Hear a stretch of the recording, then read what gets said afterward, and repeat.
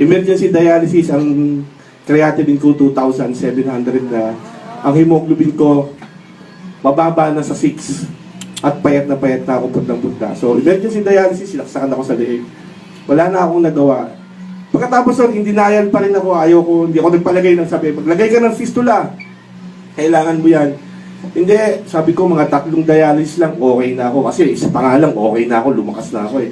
Sinalinan ako ng 3 pag nadugo, okay na ako. 3 lang, 4, okay na ako. Hindi ako nagpalagay ng fistula. After 2 weeks, nagkaroon ng infection yung aking nasa leeg. Ang ginawa, nilipat naman sa kabila. Another 12,000. So, wala na akong choice, nagpalagay na ako ng fistula. Wala na rin ako nagawa, tuloy-tuloy. Dialysis sa loob ng 9 na taon. Napakarami na pong paghirap ang pinagdaanan ko. Siguro po, yung mga nandyan na nakaupo, meron sa inyo 1 taon, 2 taon. Kung may kukumpara ko po yung pinaghirapan ko sa pinaghirapan nyo, naku, mas grabe po yun sa akin. Naranasan ko na rin po na manghingi, mamalimos. Yung unang taon, 2 taon, kaya pa kasi may pera ka pa eh. Pero nung mga sumunod na taon, habang humihina yung bulsa mo, humihina rin yung katawan mo. Yes. Pati yung mga pakiramdam ng magulang mo, kapatid mo, nanghihina rin sila para sa'yo. Lalapit ka sa kaibigan mo, sa kamag-anak mo, kung ano-anong maririnig mo. Sasabihin sa'yo kung ano-ano. Hindi mo iintindihin yung maririnig mo. Kasi gusto mong magkaroon ng pandialysis. Tatanggapin mo na lang kung ano sabihin nila sa'yo. Dahil nagmamakaawa ka dahil hindi ka pwedeng mag-absent sa dialysis. Ang dialysis po pala, hindi ka pwedeng mag-absent. Hindi ka gaya ng may iniinom kang gamot sa sipon o sa high blood, nalimutan mo, pwede yun, bukas na lang. Ang dialysis, mag-absent ka, 1 beses, 2 beses, patay ka. Tumagal po ng tumagal, parati po ako nako-confine, parati ako naka-check-in sa Molino Doctors. May libreng TV, may libreng rep. Minsan may kasama ka pa naglalakad sa madaling araw. Hindi mo naman kilala kung sino. Marami na po experience dahil kaya nangyayari yun, nagdidelirio ka, naka-oxygen ka. Ang daming paghihirap. Sabi ko nga, kung gumastos ako ng 10 million sa pagdadialysis ko, yung paghihirap na nararamdaman ko is more than 100 million na ang halaga kung babayaran mo. Ganun ko kahirap ang pagdadialysis. Tuloy ang dialysis. 3 years ago, sabi ng doktor, Ariel, deteriorated na ang kalusugan mo, hindi mo na kaya mag-dialysis. Paswerte ka, buhay ka pa. 3 times a week ka na magdadialysis. Minsan, nagpo 4 times ako, pag talagang congested ako, 4 times pa. 3 times ang dialysis ko. Habang nagti 3 times ako, lalo ako nanghihina, hindi na ako nakakain.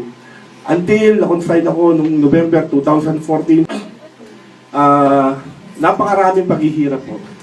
Until nung January, February, this year, 2015, mahina na ako. Sabi ko, Lord, hirap na po ako. Nanalangin ako sa Panginoon.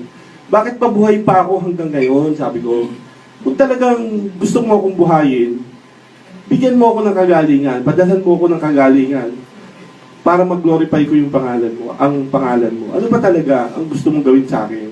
Kung mission ka pa sa akin buhay. Ngayon kung wala na, willing na akong mamatay kasi hirap na talaga ako. Ang hirap. Yes. Hindi ka nakakatulog, hindi ka nakakakain.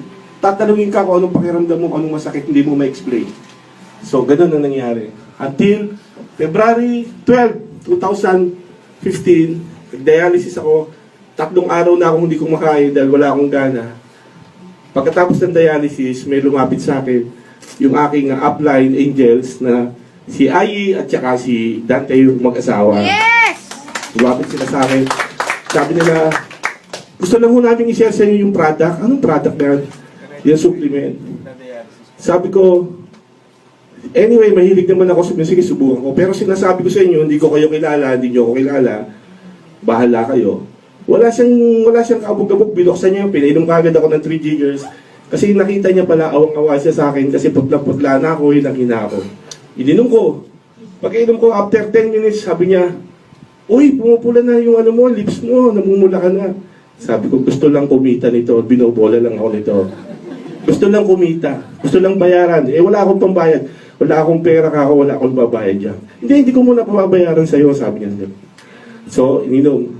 Nagulat ako kasi after 30 minutes, nagkukwentuhan kami, nagutom ako. Yes! First time nagutom ako, sabi ko sa kapatid ko, tara na, tama na yan, nagugutom ako, kumain na tayo. Oh. So, pagkatapos noon, binigay ng kapatid ko yung address, tinake yung supplement, tuloy-tuloy lang. Kinabukasan, tuloy pa rin ako ng inom. Ba nagulat ako kasi nakatulog ako ng maganda. Yes! At paggising ko, ang nakakahimalang bagay doon, kasi pag gigising ako sa umaga, kahit nakatulog ka na hirap kang gumising, ang bigat ng katawan mo. Pero noon, nung paggising ko, ang gaan ng katawan ko, parang walang nangyari. Yes! Parang nakapahinga ako ng gusto. Yes! Sabi ko mukhang may effect itong Ginawa ko, tinuloy. Kinabukasan, dumating sila. Binigyan na naman ako ng isang bote. Sabi ko, talagang gustong kumita nito. Binigyan ka na naman, o. Sige lang, kasi wala pa namang bayad eh.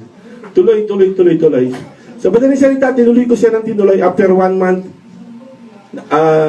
sabi ko, magpapalaboratory ako, titingnan ko kung okay ba itong supplement na to. Ang hemoglobin ko, 8.5. Nung lumabas yung laboratory, 8 ang hemoglobin ko, bumagsak. Sabi ko, wala, pinagkakakitaan lang talaga ako dito. Pero kinausap ako nung aking upline. Ay, sabi niya, ituloy mo lang yan. Ituloy mo lang kasi talagang lang yan, ganyan lang talaga. Marami kang mararanasan mga healing effect, gano'n sinasabi niya. Sabi ko, nasa isip ko talaga totoo. Gusto lang talaga akong pagkakitaan ito. Sa halip na bumaba, halip na tumaas, bumaba eh. Yes! Anyway, tinuloy ko pa rin. Mabuti na lang, makulit siya. Yes! After 3 months na aking pag-inom ng supplement na yan, nag-12 ka agad ang hemoglobin ko. Yes! Nagulat ako, sabi ko, nag-12 ang hemoglobin ko. Tapos yung mga laboratory results ko, bigla nag-unti-unting nagno-normal. So, after 4 months, nag-laboratory ako, nag-normal, ang hemoglobin ko 12 pa rin, ang aking calcium nag-normal, ang potassium ko bumagsak, ang uric acid ko bumagsak. Kinausap ko yung aking nepro, sabi ko, Dok, ito yung result ng lab ko, anong gagawin ko dyan? Pwede ko bang itigil na yung gamot ko? Sabi niya, sige, itigil mo na muna pansamantala. Sabi niya gano'n. Pero hindi ko pa sinasabi sa kanya nag-iinom ako ng supplement. Kasi ayaw nilang maniwala eh.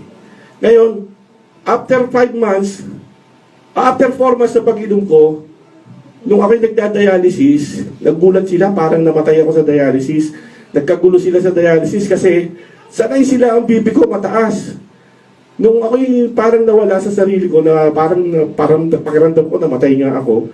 Nung binipi ako, ang BP ko, 90/50. Yes! Bagsak na bagsak ang BP ko. Hindi ko kaya parang nawala ako. Sabi sa akin ng nurse, Kuya, tinto mo na yung gamot mo sa high blood kasi masyadong bumabagsak yung BP mo. Tapos, tinanong ko ulit yung nepro ko. Ang sabi ng nepro ko, ihinto mo na 4 na klaseng gamot, calcium block, catapres, amlodipine at saka metoprolol. Ngayon, wala na akong gamot, hindi ko na dinetect yung gamot. Tsaka yung mga gamot ko sa lahat ng mga potassium, calcium, wala na ako. Wala na akong maintenance. Tinanggal. Hindi ako ang nagtanggal. Ang nagtanggal, doktor. Hindi pwedeng tayo ang magtanggal. At saka babasihan mo yung result ng laboratory. Pwede ako magsinungaling dito. Pwede ko sabihin sa inyo, gumaling ako. Pero hindi makakapagsinungaling yung dugo at saka yung laboratory na binigay ko kay doktora. Yes! At na-inspire ako masyado sa sinabi ni Doktora Amy. Sabi niya, Ariel's laboratory result is like of a natural person or a normal person except for creatinine. Isipin nyo, doktora nagsabi normal person daw ang aking laboratory result Yes! except for creatinine. Kaya tuwa-tuwa ako. Sa bagay na